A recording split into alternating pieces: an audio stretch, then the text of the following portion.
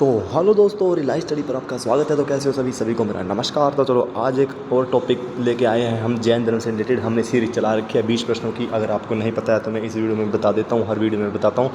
हमने 20 प्रश्नों की सीरीज चला रखी है, जिसमें से हर दिन हम एक टॉपिक से 20 प्रश्न करते हैं, जो कि वे मोस्ट इंपॉर्टेंट आपके कॉम्पिटेटिव एग्जाम के लिए होते हैं। ठीक है, तो आज हमने जैन धर्म से रिलेटेड 20 प्रश्नों की महत्वपूर्ण MCQ की सीरीज ली है, जो कि आपके एग्जाम के लिए वेरी वेरी इंपॉर्टेंट है। 20 प्रश्न आपको अपने एग्ज़ाम में मदद करेंगे। तो चलो ज़्यादा टाइम वेस्ट नहीं करते, सीधा अपने एग्ज़ाम पे आते हैं। जैन धर्म के प्रथम तीर्थकार कौन थे?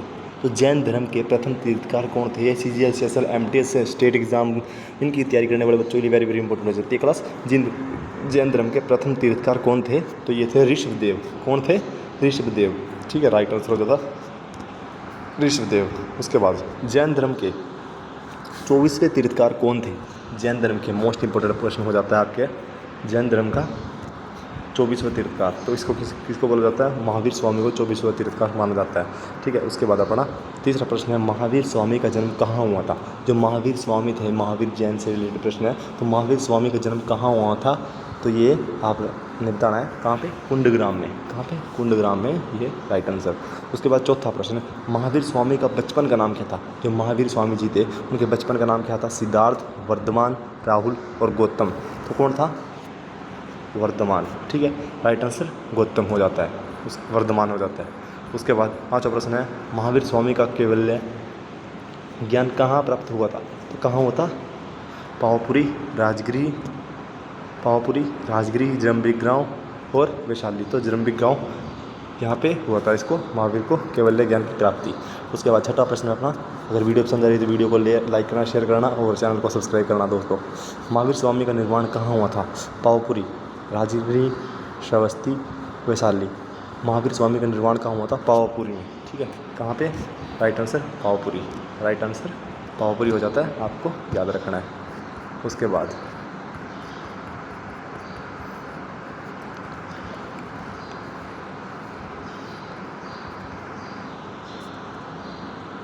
ये चलो थोड़ा सा नीचे चला गया था। पावापुरी। जैन धर्म में कुल कितने तीर्थकार माने जाते हैं? तो जैन धर्म में कुल कितने तीर्थकार माने जाते हैं? तीर्थकार 24 तीर्थकार माने जाते हैं। राइट आंसर बना जाता है। आठवां प्रश्न, जैन धर्म के 23वें तीर्थकार कौन थे? जैन धर्म के 23वें तीर्थकार थे महावीर, नेमिनाथ, पार्श्वनाथ, आदिनाथ। तो ये अपना राइट आंसर हो जाता है पार्श्वनाथ, जो कि हो जाता है राइट आंसर। उसके बाद अपना जैन धर्म का प्रमुख सिद्धांत कौन सा है? तो जैन धर्म है उसका प्रमुख सिद्धांत कौन सा है? मध्यम मार्ग, अहिंसा, भक्ति और यज्ञ। ये क्या है? राइट आंसर अहिंसा। ओके, उसको याद रखना है। जैन धर्म के त्रिरत्न, जैन धर्म के त्रिरत्न, जैसे बौद्ध धर्म की हमने लास्ट वीडियो करवाई थी। अगर आपको ये नहीं पता तो हमने प्ले लिस्ट डाल के चैनल में जाके आप देख लेना अच्छे से। और ये हर दिन 20 प्रश्न आपके प्रैक्टिस सेट के तौर पे भी काम आते हैं। जैन धर्म के त्रिरत्न कौन है? ज्ञान, कर्म, मोक्ष, सम्यक दर्शन, सम्यक ज्ञान, सम्यक चरित्र, सत्य, अहिंसा, हसत और धर्म, अर्थ और काम। तो ये क्या है? बी आंसर हो जाता है अपना सम्यक दर्शन, सम्यक ज्ञान और सम्यक चरित्र। ये राइट आंसर हो जाता है। 11वां प्रश्न, जैन धर्म में मोक्ष प्राप्ति के लिए कितने रत्न बताए गए हैं? जैन धर्म में मोक्ष प्राप्ति के लिए कितने रत्न? 3 रत्न बताए गए हैं। ठीक है, ये आपको याद रखना है। उसके बाद जैन धर्म के प्रमुख संप्रदाय कौन से हैं? जैन धर्म के प्रमुख संप्रदाय कौन से हैं? हीनयान और महायान, श्वेतांबर और दिगंबर, शैव और वैष्णव और आजीविका और लोकायत। तो श्वेतांबर और दिगंबर ये राइट आंसर हो जाता है, आपको याद रखना भाई, वह मोस्ट इंपॉर्टेंट प्रश्न भी है। ठीक है, आपको याद रखना है। उसके बाद जैन धर्म का पवित्र ग्रंथ किस भाषा में रचा गया था? जैन धर्म का पवित्र ग्रंथ है जो किस भाषा में रचा गया था? तो प्राकृतिक अर्ध मागधी इसमें। ठीक है, सी ऑप्शन राइट हो जाता है। उसके बाद महावीर स्वामी ने कितने वर्ष की आयु में घर को छोड़ दिया था? घर को कितने वर्ष में छोड़ दिया था? तो वो 25 वर्ष, 30 वर्ष, 35 वर्ष और 40 वर्ष। इसने 30 वर्ष की आयु में घर को छोड़ दिया था और 12 वर्ष की तपस्या के बाद इसको ज्ञान की प्राप्ति हुई थी। ठीक है, ये आपको याद रखना है। उसके बाद महावीर स्वामी को कैवल्य ज्ञान कितने वर्षों की तपस्या के बाद हुआ था? तो ये देखो आ जाता है अभी की अभी 12। Right answer 12।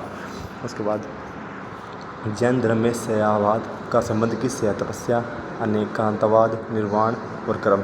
तो ये अनेकांतवाद से हो जाता है, ये आपका राइट याद रखना है। ठीक है, उसके बाद जैन धर्म के अनुसार कर्मों के बंधन से मुक्ति को क्या कहा जाता है? कर्मों के बंधन से मुक्ति को क्या कहा जाता है? निर्वाण, मोक्ष, ज्ञान, तप, संग।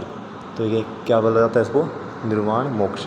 ठीक है, राइट आंसर हो जाता है अपना। ये आपके एग्जामों के लिए मोस्ट इंपॉर्टेंट मैं प्रश्न एक है जो कॉम्पिटेटिव एग्जाम में प्रीवियस ईयर में पूछे जाते हैं। जैन परिषद समिति का आयोजन वल्लभी में किसके शासनकाल में हुआ था?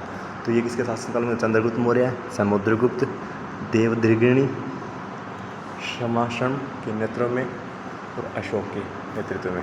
तो किसके? देवदृगिणी क्षमाश्रम के नेतृत्व में हुआ था। ठीक है, ये आपको याद रखना है। ओके, चलो ठीक है। अपना अगला 19वां प्रश्न है, लास्ट सेकंड प्रश्न। जैन धर्म के में पंच महाव्रतों की संख्या कितनी है? पंच महाव्रतों से अपना हो जाता है कि पंच में कितना है? पंच। ठीक है, तो 5 राइट आंसर हो जाता है।